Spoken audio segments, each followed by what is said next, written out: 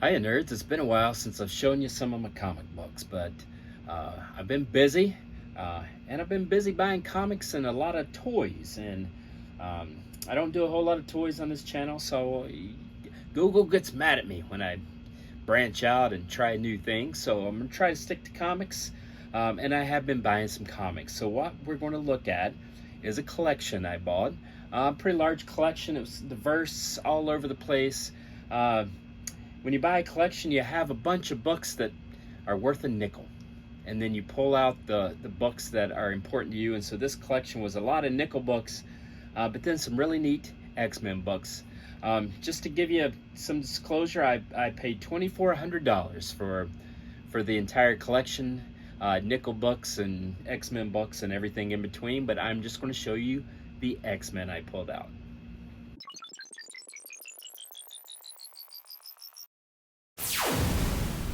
Well, I gotta be honest, I don't do very many modern comics whatsoever, but I do have a few. And this was one that happened to sneak in. So this is, I don't think terribly modern. Well, it is modern, but it's not this year. It's like maybe 2008, 2010, somewhere thereabouts. This was from a little mini series, and this was a variant cover by J. Scott Campbell, who is I would venture to say the most popular cover artist. And when I was a kid, I loved magic. I loved reading the New Mutants, and this has magic in her, just the form that most folks remember her as a girl, and then down here is her limbo form. And so that's a neat comic that snuck in at a 9.8, and I was happy to get it. Although, as you'll see, mainly I don't care much about modern comics. I am into the old stuff. So we're going to go in reverse order, and I'll show you the comics from this collection that I pulled out. Bishop was a 90s X-Men hero, and so there he is, Bishop. This comic, number 268, is popular because I think it's the first work of Jim Lee on the title. You know, that was just, you know, 90s comics. They were something, weren't they? That's all I'll say about that. This is the first key appearance of Mr. Sinister, and I have, I don't know, probably half a dozen of those. So you can see I already have it priced up, ready to put it in the pink elephant, which is where it's an antique shop, a vintage store, and so I have a little booth there, and I have comics and Ninja Turtles and G.I. Joes and Transformers and all sorts of 80s and 90s stuff, and so most of it is comics. I have a bunch of short boxes of comics, and I'll put that in there. So going backwards, this is number 212. This is part of the Claremont run when Claremont was, oh gosh, was just pumping out incredible work. This was from what was called the Mutant Massacre, when Wolverine and Sabretooth had just incredible. That was kind of where their arch nemesis relationship really was solidified.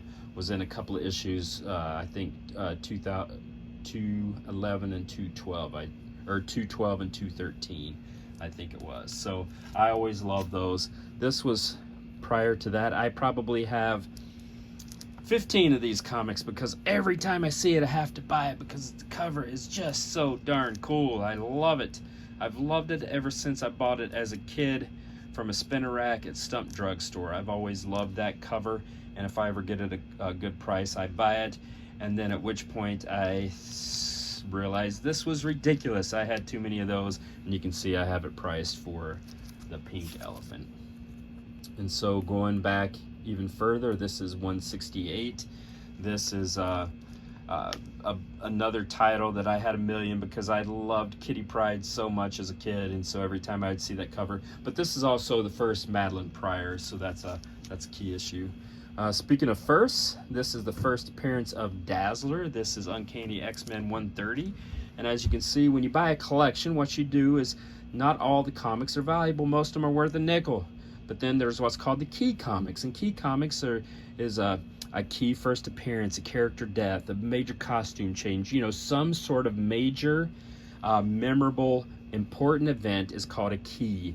And so what you're doing when you're buying a collection is you're looking to see if there are keys involved, and this was one of the keys that was in this collection I bought. And so in addition to pulling out some of these that, you know, are minor keys, I would say, First Madeline Pryor is not a major key, it's a minor key, but that meant a lot to me. So I always spot that when I'm flipping through and putting a valuation on the collection.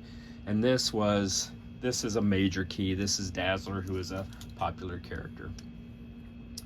This is, I don't know why I pulled this out other than it's 125. That's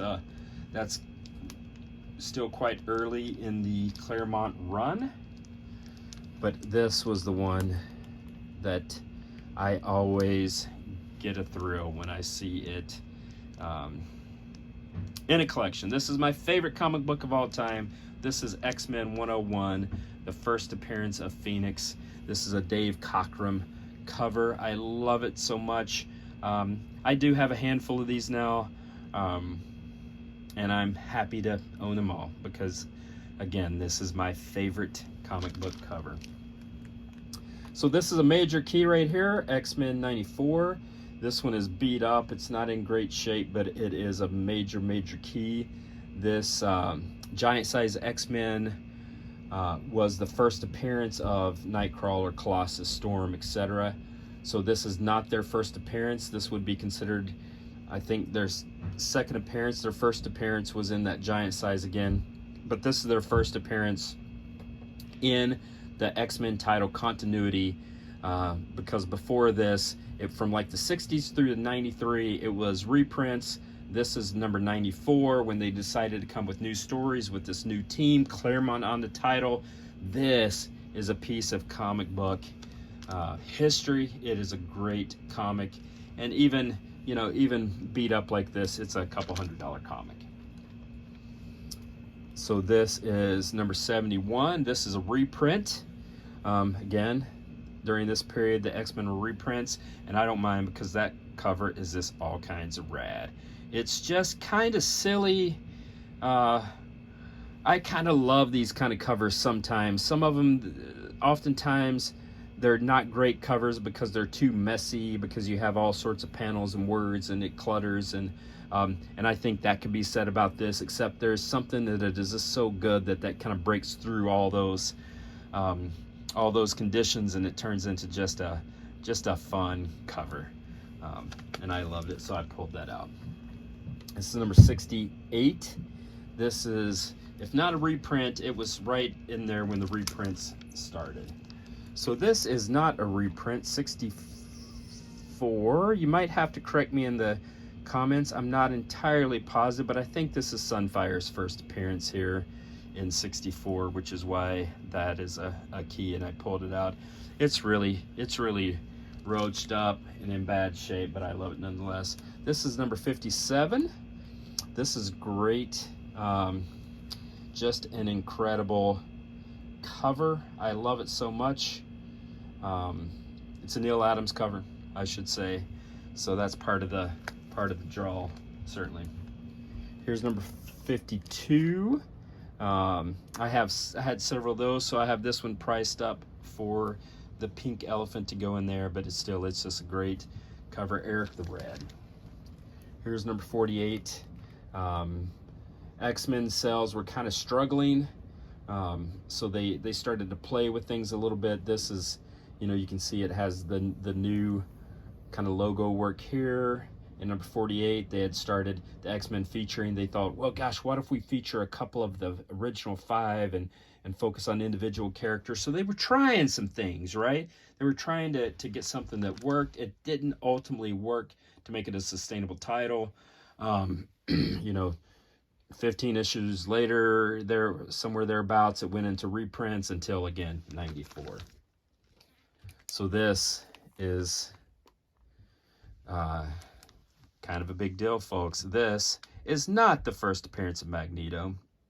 It is not the first appearance of Scarlet Witch or Quicksilver. That is number 4 is the first appearance of Scarlet Witch and Quicksilver. But this is their second appearance. This is X-Men number 5.